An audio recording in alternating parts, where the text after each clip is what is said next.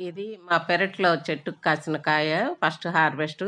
ఎట్లా ఉంటదా అని కట్ చేసి చూశాను. దీన్ని చూస్తుంటే అసలు ఎక్కడ చిన్న పుట్టుమచ్చ లాంటి మచ్చ కూడా లేకుండా చాలా బాగుంది. కాయ చూస్తుంటేనే ఇంత బాగుంది. ఇక లోపల ఎలా ఉంటదా అని వీడియో తీద్దామని తీస్తున్నాను. అసలు మీ కళ్ళ ముందే కోస్తున్నాను గదా! ఎక్కడ ఒక్క చిన్న నల్ల గింజ లేదు. అన్నీ ఒకే సైజు గింజలు, ఒకే రంగులో చక్కగా పక్వానికొచ్చింది. అంటే కాయని మనం తయారయ్యేదాకా ఉంచాలి. తయారవ్వటం అంటే పలకలు తేలాలి కాయ గుండ్రం నుండి. కలర్ కూడా కాయ రంగు కూడా మారాలి. ముదురు రంగుగా రావాలి. అప్పుడు కోస్తే ఇట్లా ఉంటదనమాట. అయితే నేనేమాత్రం పోషణ చేయకుండానే ఈ చెట్టు కాయలు చాలా బాగా కాసినియి. ఎప్పుడు అతిగా నీళ్లు బట్టి, అతిగా ఎరువులేసి చేసినప్పుడు లోపల కొంచెం డ్యామేజ్ అవుతా ఉండేయి.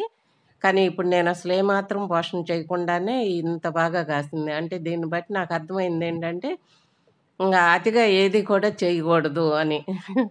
కొన్నిటిని వాటికవి సర్వైవ్ అయ్యేట్టు వదిలేయాలి. అతిగా గారాబం చేసి, అతిగా పోషణ చేసినా కూడా ఇవి డ్యామేజ్ అవుతాయనేది అర్థమైంది. నేను నీళ్లు పోయటం తప్పితే ఇదేమీ చేయలేదు. కాయలు చూస్తే మాత్రం చాలా బాగున్నాయి. ఇంకా ఉన్నాయి కొయ్యాలి. ఇవి చూస్తుంటేనే కనుజెదురేంత మంచి కలర్‌లో భలేగా ఉన్నాయి.